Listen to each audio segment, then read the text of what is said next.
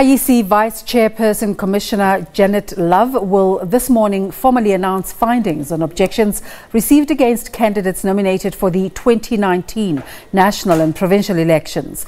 In terms of electoral processes and in accordance with the election timetable, members of the public may object to nominated candidates. The IEC has received objections to 53 candidates across 10 political parties, and at least 30 of them have been laid against some ANC members. Our reporter Natasha Phiri is at the briefing taking place in Sandton, and we cross live to her now. Natasha, a very good morning to you. Give us a sense of what's happening where you are. Well, very good morning to you, Desiree, and of course to the SABC viewers. The briefing hasn't started as yet, but as you quite correctly put it, that the IEC will be outlining the objections against some candidates that are nominated both for the national and provincial elections taking place on the 8th of May, which is just less than 30 days away. Of course, you know that 10,000 candidates were nominated to contest the elections nationally and 8,000 on a provincial level. And of course, number of objections were actually received by the IEC, about 58 for national and 30 for provincial, and 9 political parties were actually affected. And of course, that tops the list is the ANC with actually 29 objections against them, then followed by the BLF with 19 objections against them, the EFF with 13, and other political parties like the DA, ACM, the AIC and the ACDP had also received objections. But to tell us more and talk us through this process further, I'm joined by the IEC spokesperson, Mam Kate Babela. Mam Kate, thank you so much for joining us. Always a pleasure having you on the SABC. Just take us through the process. We know that the cutoff date for objections was actually the 2nd of April.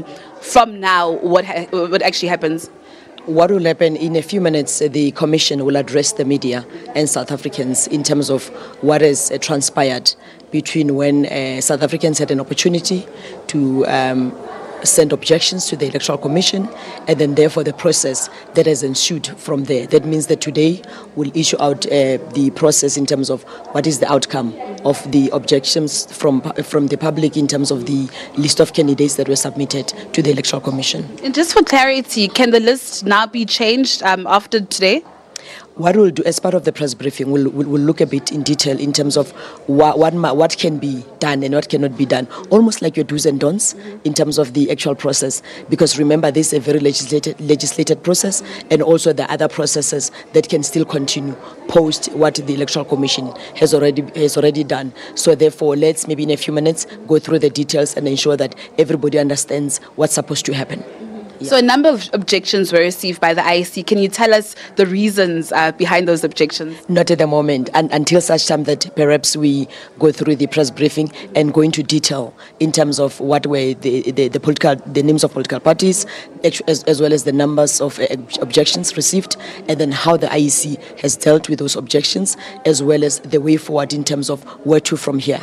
Yes. So another process is also set to unfold today. We've heard that, political parties contesting in the provincial elections will be signing their code of conduct. Talk us through that. The political parties that will be signing the electoral code of conduct this morning will be the Gauteng political parties. These are political parties that are only contesting the Gauteng province. And by the way, Gauteng province has the highest number of political parties that are contesting at about 38, as well as we've got also the highest number of voters on the voters roll, with about 6 million of them on the voters roll. So therefore, it's a very critical day for us as a country today. So we've got a dual process, the outcome of the candidate objections, as well as the signing of the electoral code of conduct by Gauteng political parties. Okay. Mam Kate, the 10th of April is also a very busy day for the IEC as the municipal elections or by-elections are actually taking place. Is the IEC ready for that process? You know, elections or by-elections for us are like bread and butter, so we do that with our eyes closed. But definitely every by-elections is very serious for us, so it is by-elections that are taking place today. So therefore, in terms of the elections timetable, there's no minute to rest. Just when you think you are managing national and provincial elections, you've got to deal with other things that are taking place, like the by-elections that will be taking place tomorrow. Okay. Thank you so much. Let me not keep you. I know that we need to start now. Thank you so much. Desiree and the viewers, of course, there you have it from Kate Bapela, the spokesperson of the IEC, just taking us through the various processes. Not only will they be announcing the objections to the candidate list today, but of course, we've heard there from Kate that, various political parties will be signing a code of conduct, of course, for those provincial elections. But actually, just to dwell further into this matter of objections, we know that the ANC, being the governing party, has actually topped that list of objections, with 29 members having received, objections, and of course that the names being thrown into the hat, the likes of Didi Mabuza, who's the ANC deputy president, the chairperson of the ANC, Gwede Mantashe, the likes of Batabile Dlamini, Angie Mutseha, Bongani Bongo, and so forth. And quite interestingly so, yesterday at the ANC briefing, the head of elections, Fikile Mbalula, had says that the ANC list, I beg your pardon, given to the IEC may subject to change, and of course this is to preserve the integrity of the ANC. But we've heard from Kate Bapela that today really is the cut-off date. From today moving forward, the list cannot be changed. But of course the ANC is somewhat speaking contrary to that, of course. But of course, as the SABC, Desiree, we will give you the latest developments and updates in regards to the story. As for me, Natasha Phiri here in Sandton, back to you in studio. Natasha, while I have you, have you been able to determine, I know that Kate was saying to you that she's not able to divulge to you at this moment some of the reasons that have been forwarded in terms of why people want those people out of the lists. Have you been spoken to some people and I have some sort of inkling as to why these lists, why these people have been singled out?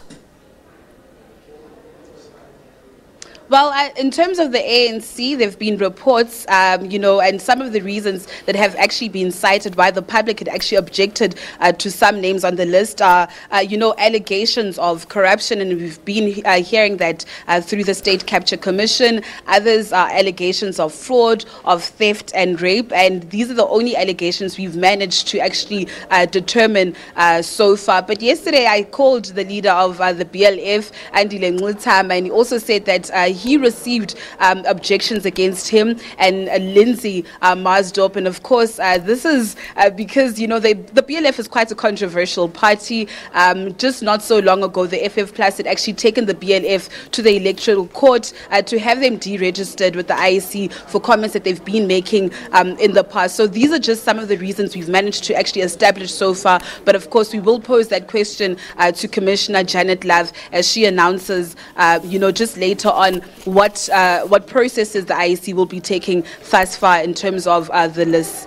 The signing of the electoral code by the Gauteng parties, do you know what the timetable is for other provinces? As of now, we're not so sure in regards to that matter, Desiree, but we do know that, as you've indicated, Gauteng, or the political parties here in Gauteng, will be signing the Electoral Code of Conduct. We've also been told that the by-elections will be taking place tomorrow. I expect the IEC to actually give us a timetable thereafter as to where else these processes will be taking place. Natasha, thank you so much for setting the scene for us. Natasha Phiri. Meanwhile, the South